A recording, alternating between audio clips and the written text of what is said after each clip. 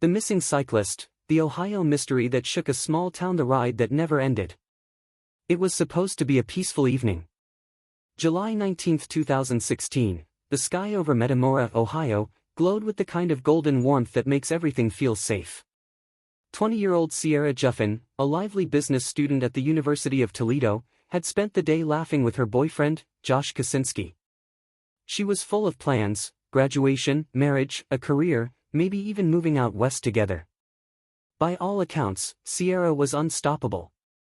She had that rare mix of confidence and charm that made her the center of every room she entered. Friends called her sunshine wrapped in sneakers. She was funny, stubborn, fiercely independent, the kind of person who could make you forget your worries with just a sarcastic smile. That evening, she decided to go for a quick bike ride before heading home.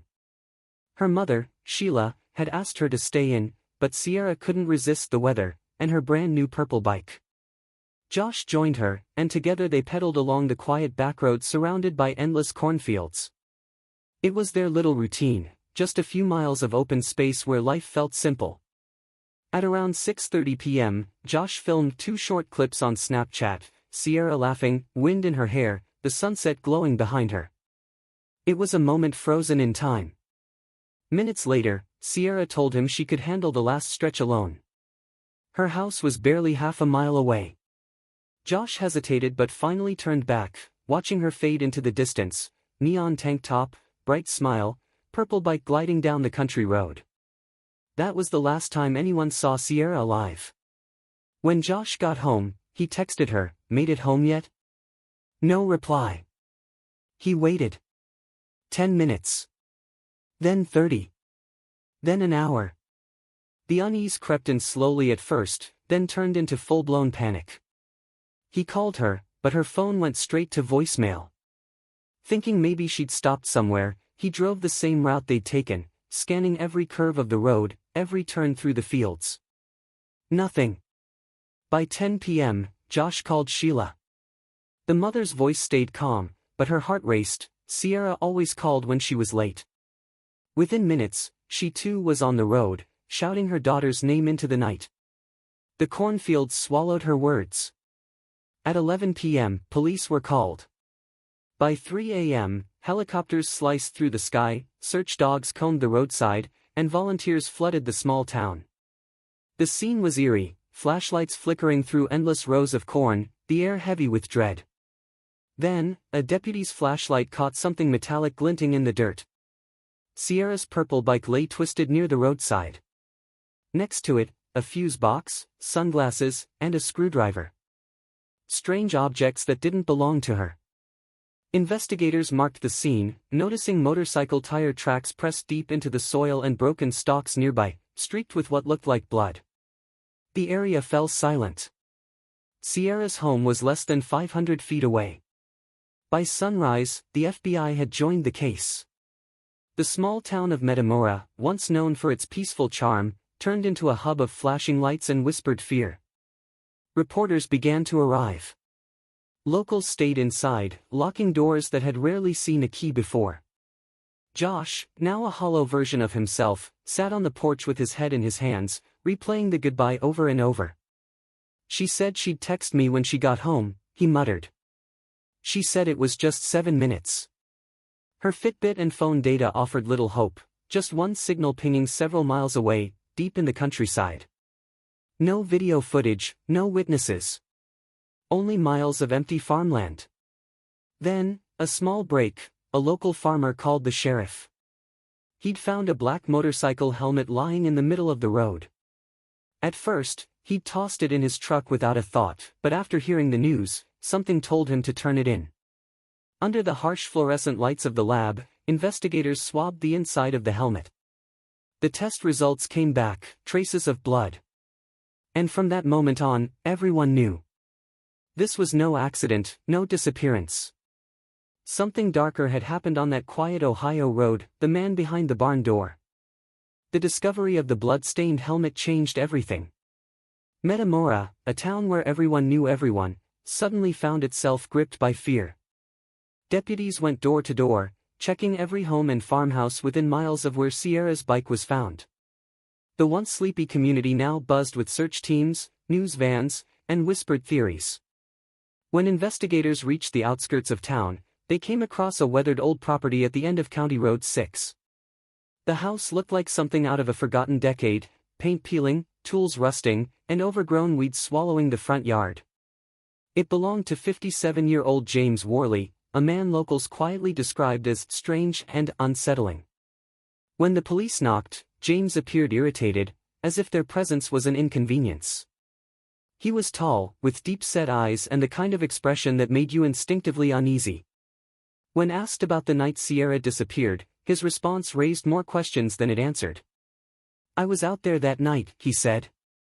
"My motorcycle broke down. I dropped some tools, maybe a fuse box or screwdriver, and a helmet too. I didn't see that girl though." The detectives exchanged glances. None of those items, the fuse box, the screwdriver, the helmet, had been released to the public. Yet this man knew every detail. His explanation sounded rehearsed, his tone defensive. Still, without physical proof connecting him to Sierra, the officers had to leave. But one thing was clear: James Worley had just painted a target on himself. Back at the sheriff's office, investigators ran his name through the database. What came up made every stomach in the room drop. In 1990, James had been convicted of kidnapping a woman named Robin Gardner, a cyclist he forced off the road at knife point. He'd held her captive before she miraculously escaped and alerted police. Worley had served 3 years in prison before being released, free to walk the same roads again. Now, 23 years later, another cyclist was missing. That night, search teams returned to his property armed with a warrant. As the sun dipped below the horizon, investigators combed through every inch of the land. Behind the main house stood several barns and sheds. One in particular drew their attention. It was larger than the others, locked from the outside. When the padlock was cut, the smell hit first, a mix of oil, decay, and something metallic. Inside, under a single hanging light bulb, lay a collection of disturbing objects: handcuffs, zip ties, ropes, duct tape, and masks. The walls were lined with hooks and chains. A blood-stained mattress sat in the corner, and on the floor, a green plastic crate filled with women's clothes and underwear, some labeled with names. This was no ordinary workshop. A detective later said it felt like stepping into a nightmare built piece by piece over years. Worley, who had been standing nearby, began sweating and rambling. "It's not what it looks like," he insisted. "It's just props for adult movies I used to film." No one believed him. The search expanded to his truck, where investigators found more rope, a stun gun, and a hidden camera mounted under the passenger seat. The evidence was stacking up, but the most disturbing discovery came when an officer moved a piece of plywood leaning against the far wall. Beneath it was a hole in the ground, and inside it, a buried freezer, sealed shut and reeking of chemicals. The interior was lined with carpet soaked in blood. It was a trap. A prison. A tomb. By the next morning, the media swarmed the small town.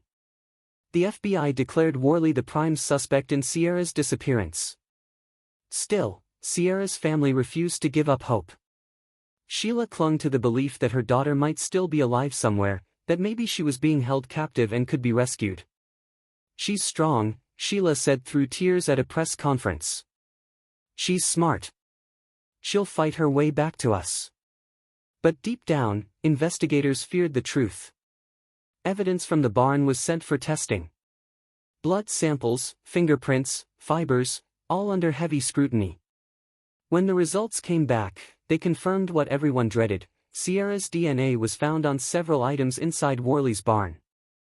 The case had shifted from a search and rescue to a homicide investigation. Yet even with the mounting evidence, there was one question haunting every investigator on the case.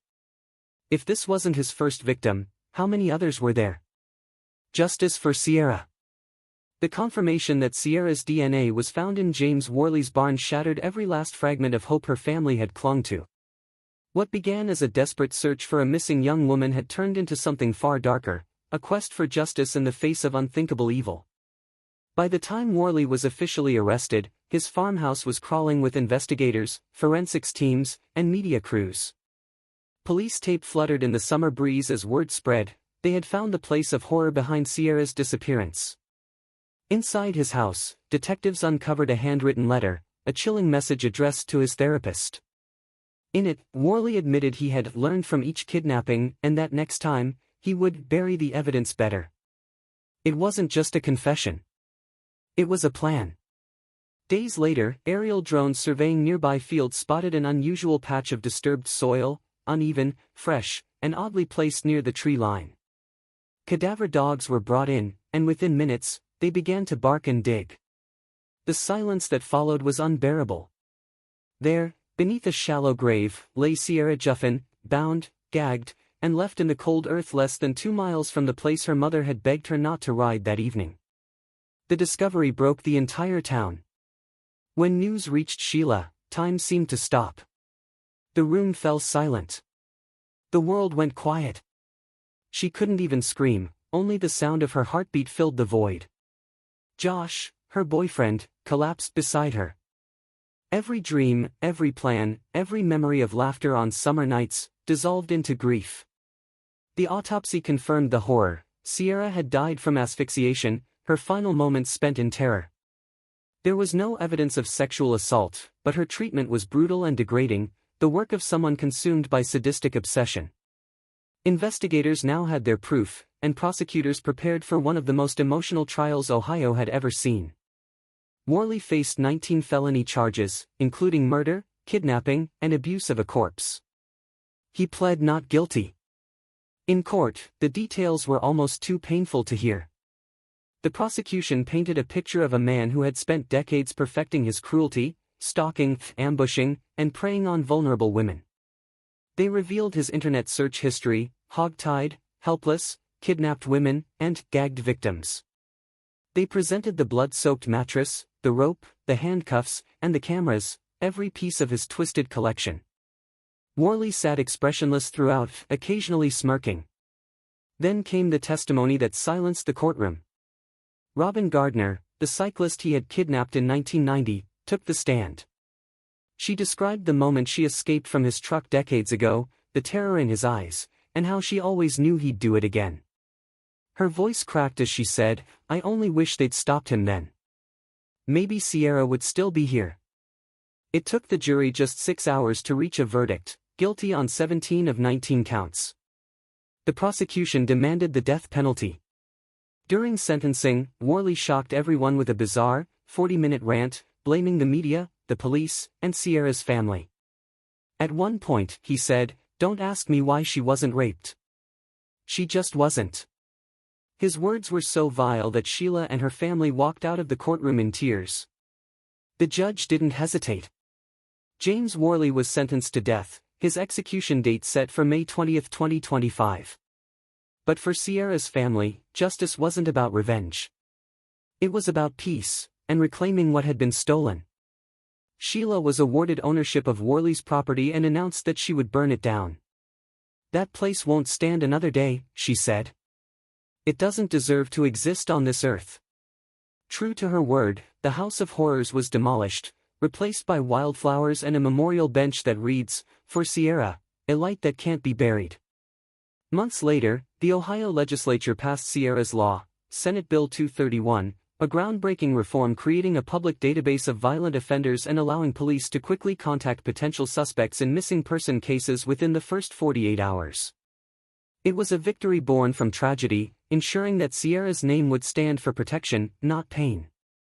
Every summer since, hundreds gather for the Sierra Juffin Memorial Ride, a 40-mile bike journey along her favorite route. Her boyfriend, Josh, now leads the event through his foundation, Keeping Our Girls Safe, dedicated to teaching women self-defense and raising awareness for abduction prevention. At Evergreen High School, a tree grows in Sierra's memory, its leaves golden, just like the sunlight on that July evening. Her family says it's a reminder that love, no matter how shattered, can still bloom again. "She inspired people she never met," Sheila said, looking out at the crowd during the first memorial ride. "He thought he broke us, but he didn't. Sierra's love made us unbreakable." And though justice can never bring her back, Her story changed Ohio forever, a reminder that even in the darkest stories, light still finds a way to break through.